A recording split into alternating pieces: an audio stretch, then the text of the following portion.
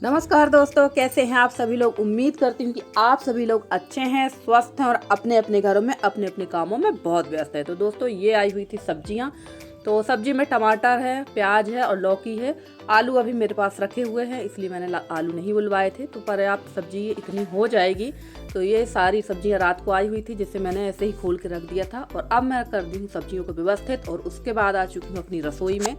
तो रसोई में जो शुरुआत है वो सबसे पहले तो लिपाई के साथ ही होती है। झाड़ू वगैरह तो पहले ही हो चुकी हैं और यहाँ कर लेंगे लिपाई, क्योंकि बिना लिपाई की तो खाना बनना ही नहीं है। ये तो मैं आप लोगों को हमेशा ही बताती हूँ, ये तो सभी को पता है, कोई बताने वाली बात नहीं है इसमें।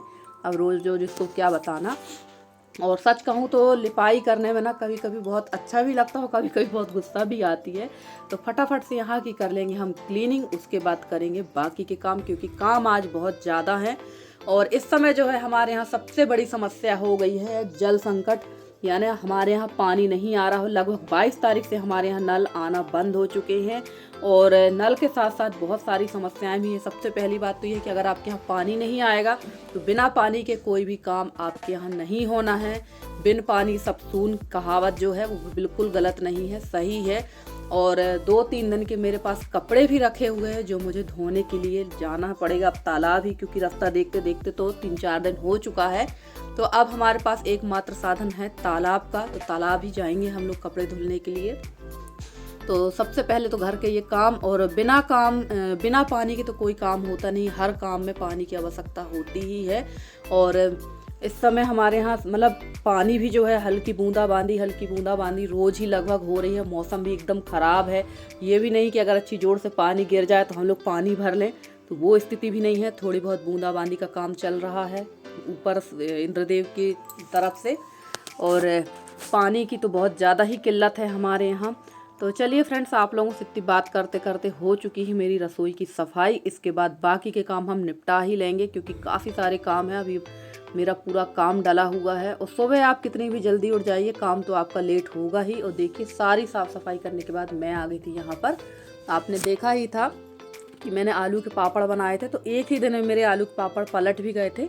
और यहाँ पर अभी धूप अच्छी खासी है, तो यहाँ पर डाल देते हैं इनको सूखने के लिए, ताकि इनमें धूप लग जाए। क्योंकि अगर मौसम हमारे यहाँ, जैसे कि मैंने बताया है कि थोड़ी में धूप थोड़ी में छाँव हो रही है। और कल रात को तो हमारे यहाँ हल्की सी बारिश भी हुई है और आज हमारे यहाँ का मौसम काफ़ी ख़राब है। तो वैसे कल सुबह जो धूप लगी थी ना, उसमें ये पापड़ सूख गए हैं। तो अभी तो इतने ही पापड़ सुखा के रख देंगे, क्योंकि कोई विश्वास नहीं है मौसम का कि कब बारिश हो जाए, कब धूप निकल जाए। पता नहीं इस बार किस तरह का मौसम हो रहा है और क्या करने वाला है भगवान भी इस साल, क्योंकि फसल भी हमारी काटने के लिए खड़ी है किसानों की। और मुझे नहीं लगता है कि ये फसल भी काटने देगा या नहीं देगा। और ये धना है, तो धना तो लगभग अच्छी तरह से सूख चुका है, धना और मिर्ची। तो अब तो मैं इनको उठा कर रख ही दूंगी। उसके बाद देखेंगे मई जून में जब अच्छी काफ़ी तेज़ वाली जब धूप होगी तो एक आध दिन की धूप फिर दिखा देंगे। पर अब इसको रख देंगे, क्योंकि ये ऐसे मौसम में ना इनमें ये सूख कम रहे हैं, सीलन ज़्यादा आ रही है इनमें। तो अब इसको मैं उठा कर रख ही दूंगी। आज लास्ट है तो यहाँ पर फैला देते हैं। और ये सारे काम जो है ना फ्रेंड्स, मैं नहाने के पहले ही निपटा लेती हूँ, क्योंकि नहाने के बाद ना धूप में और धूल मिट्टी में जाने का मन नहीं होता है। तो जितने काम हो सकते हैं मैं सवेरे ही निपटाने की कोशिश करती हूँ। यही वजह है कि मेरे पास काम सवेरे टाइम बहुत ज़्यादा रहते हैं। तो चलिए, यहाँ पर मैंने फैला दिया है ये धना, और अच्छी तरह से वैसे सूख गया है। और थोड़ी थोड़ी इसमें कहीं कहीं धनिया के डंठल हैं और थोड़ी बहुत मिट्टी, क्योंकि डायरेक्ट खेतों से आता है। जो हमारे गांव क्षेत्र में धनिया होता है ना, धना, वही वाला है ये, जो लोकल हम लोगों को मिल जाता है। तो हम लोग ऐसे लोकल जो बेचने वाले आते हैं उन्हीं से ख़रीद लेते हैं और साल भर के लिए अच्छी तरह से सुखा कर स्टोरेज करके रख लेते हैं। तो हमारे यहाँ तो ये सभी घरों में ऐसे ही इसको स्टोरेज करते हैं। तो चलिए, ये सूख गया, अब कर लेते हैं बाकी का दूसरा काम। और ये है उड़द की दाल। आपने देखा ही कि आलू के पापड़ बन गए। अब मुझे बनाना उड़द दाल के पापड़। तो फाइनली ये काम बस बचा है, तो आज इसको भी निपटा लेते हैं। वैसे आज उड़द दाल के पापड़ नहीं बना रहे हैं, उड़द दाल को तैयार कर रहे हैं पिसवाने के लिए, और इसके पापड़ बनाएंगे। और कब बनेंगे ये मुझे खुद नहीं पता, क्योंकि मौसम, आप लोगों को मैंने फिर से 2 या 3 रिपीट कर रही हूँ। और धूप का रहना ज़रूरी है, वरना बिना धूप के ये काले पड़ जाते हैं। और कोई भी चीज़ ना कलर देखकर ही खाने की इच्छा होती है। जब कलर अच्छा होता है ना तो लगता है ये अच्छा बना होगा।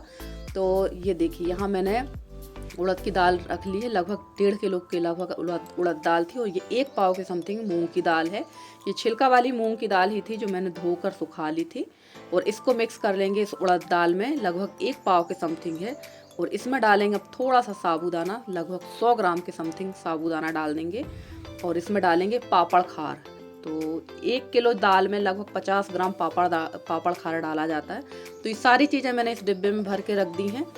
तो इसको फिर मैं पिसवा लूँगी चक्की से। चक्की में भी अच्छी तरह से पिसवाना पड़ेगा इसको, ताकि इसमें गेहूं का आटा, चावल का आटा, दाल वगैरह ना आए। अगर इसमें दूसरा आटा अगर मिक्स हो जाएगा ना तो फिर पापड़ अच्छे नहीं आते। तो ये बड़ा सावधानी का काम रहता है। और देखिए इसी में मैंने डाल दिया है पापड़ खार। इसमें पापड़ खार ही मैंने मिक्स कर दिया है। तो फाइनली चलिए ये काम भी मेरा कंप्लीट हो ही गया।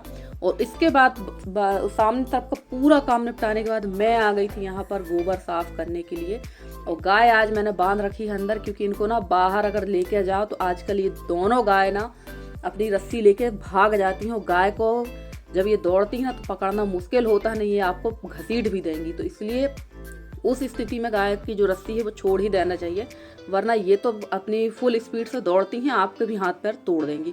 तो इनको ये मैंने सजा दी है कि अब तुम अंदर ही बंधोगे, क्योंकि अभी फसल कटी नहीं है। और फसल में जाके ये करती है नुकसान, और नुकसान करेंगी तो लोग आके आपको 4 बातें तो सुनाएंगे ही। जिसकी फसल खड़ी है तो वो तो सुनाएगा, कोई इसमें दो राही की बात नहीं है, वो तो आपको बातें सुनाएगा ही।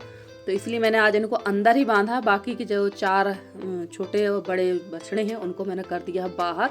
और पूरा दिन इनको भूसा वगैरह तो दिया था, भूसा पानी दिया है, पर बाहर नहीं बांधा था। चलिए गोबर भी मेरा यहाँ पर साफ़ हो चुका है। और काफ़ी टाइम लग जाता है ये सारे काम करने में। और सच कहूँ तो ये सारे काम जो होते हैं ना बहुत हार्ड वर्क होते हैं, कि घर के अंदर का भी काम देखना, बाहर का भी देखना है।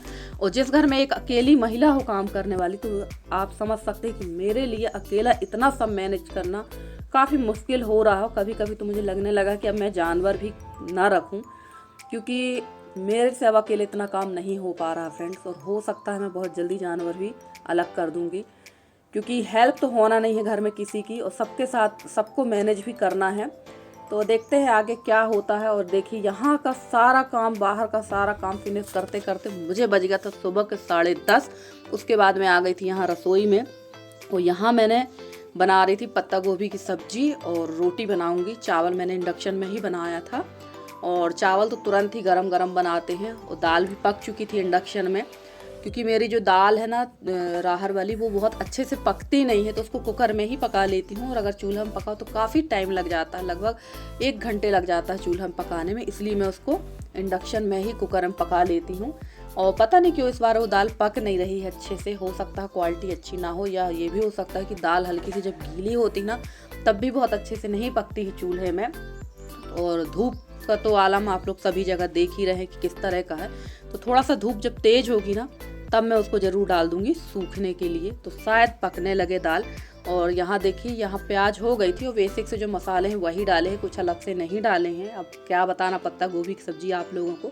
आप लोग तो वैसे भी बहुत अच्छे कुक हैं, एक से एक कुक हैं, और बहुत अच्छा खाना पीना बनाते हैं आप लोग भी। मैं देखती रहती हूँ अपनी सारी सिस्टरों के वीडियोज़, तो काफ़ी अच्छा अच्छा खाना बनाते हैं आप लोग। और यहाँ पर आग भी काफ़ी तेज़ जल रही थी, और कोशिश मुझे ये करना थी कि मुझे जल्दी से जल्दी सारे काम निपटा के कपड़े धुलने के लिए जाना था, पर मैं जा नहीं पाई।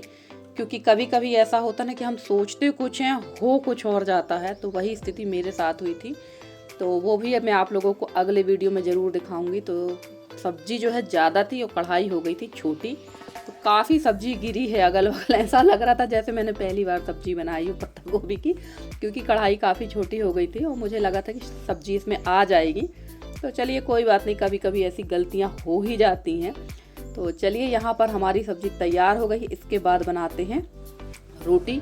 तो चूल्हे की रोटी की तो बात ही अलग होती है। जब मेरा चूल्हा जलता है तो मैं रोटी वगैरह जो है चूल्हे पर ही बना लेती हूँ। तो यहाँ देखिए इसको रख देते हैं ढक के और करते हैं दूसरी तैयारी।